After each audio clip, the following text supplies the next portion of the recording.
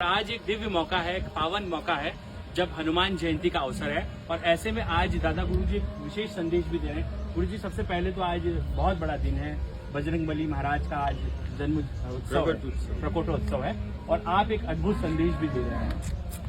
ये आने वाले समय में हमने देखा कि हनुमान जी महाराज की हर गांव नगर में विग्रह रखे हुए, लेकिन मध्य भारत में इंदौर में ये जो हम पितृ पर्वत पर हम विग्रह को देख रहे हैं 11वें रुद्र का, ये विश्व का सिर्फ एकमात्र विग्रह है।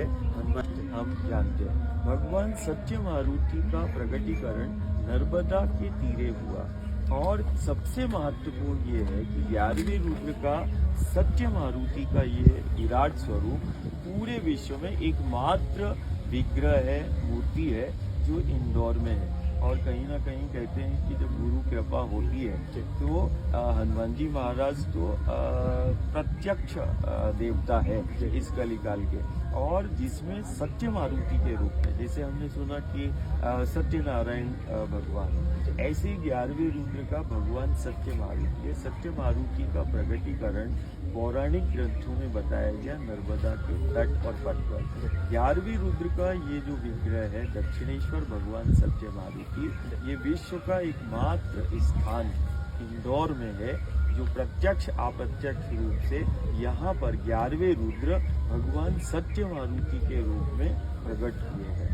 ये अपने आप में एक असाधारण है, जिनका सिर्फ दर्शन या जिनका मात्र स्मरण सिर्फ भूमंडल में नर्मदा के तीरे और नर्मदा के तीर्थ परिक्षेत्र में वो तीर्थ है जिन तीर्थों का स्मरण और सुमिरन करने से भक्त को लाभ प्राप्त हो जाता है। और भगवान सत्य मारुति ये अपने आप में ये जो विग्रह हम देख रहे हैं, ये विश्व का सिर्फ एकमात्र विग्रह है और विश्व की एकमात्र मूर्ति है। इतना विशाल स्वरूप है और सिद्धासन है, ये कहीं हमें दुनिया में देखने के लिए नहीं मिलेगी। इन सबके बीच में हम लोग देख रहे हैं कि लाखों पेड़ हैं और जब टेम्परेचर शहर में 40 डिग्री पार होता है तो यहाँ पर कुछ और वातावरण होता है, तो ये भी आपको लगता है पर्यावरण संरक्षण का एक संदेश पितृ पर्वत से पूरी दुनिया में जा रहा है? निश्चित, जैसे आज हनुमान जी महाराज का प्रकट उत्सव है तो उनको तो पेड़ और पहाड़ ही प्रिय है और वो पहाड़ों में ही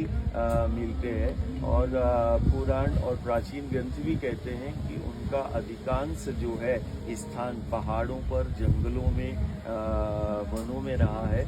और कहीं ना कहीं आज समूचे सिर्फ इंदौर के लिए नहीं, पूरे मध्य प्रदेश में इंदौर, जैसे कि अभी हमने देखा कि पितृ पर्वत, ये 3 दशक पहले 4 दशक पहले यहाँ पथरीले पत्थर हुआ करते थे और आज 3 दशक के बाद यहाँ आज हरे भरे वृक्ष, तो वृक्ष को ही हम परमात्मा ईश्वर के स्वरूप हम मानते हैं।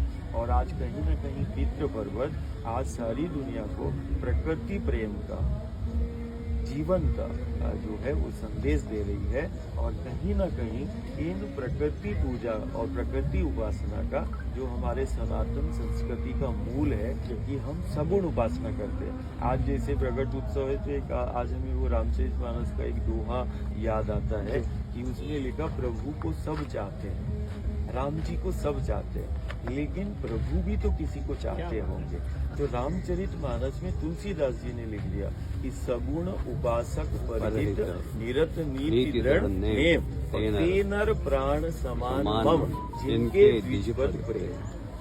मतलब जो ईश्वर की शक्ति की सगुण उपासना करते हैं वो प्रभु श्री राम को प्राणों के समान प्रिय है। और पितृ पर्वत और हमारा सनातन धर्म संस्कृति ईश्वर की शक्ति की सगुण उपासना का संदेश देता है। जैसे प्रभु हनुमान जी महाराज ने भी माँ के अंजनी के रूप में हो या प्रभु राम जी के रूप में सगुण उपासना का, तो हमें हनुमान जी महाराज के जीवन से यही शिक्षा मिलती है, सगुण उपासना, और यही राष्ट्र आराधना। और सगुण उपासना क्या है? जैसे गौ का, गंगा का, नर्मदा का, ये हम प्रत्यक्ष शक्तियों को, पेड़ पहाड़ों को पूजना, ये सगुण उपासना है। और हनुमान जी महाराज के इस जन्म उत्सव, प्रगट उत्सव में हम समूचे भक्त प्रेमियों को, राम भक्तों को यही संदेश देना चाहते हैं कि उनके जीवन से सगुण शक्ति की आराधना और उपासना का संदेश दिया है। और पितृ पर्वत सगुण उपासना और राष्ट्र आराधना का सबसे बड़ा संदेश दे रहा है, जो ये हरा भरा हम देख रहे हैं। कलाई जी क्या संदेश है, और पितृपर्वत अब पूरे विश्व में अपनी एक अलग पहचान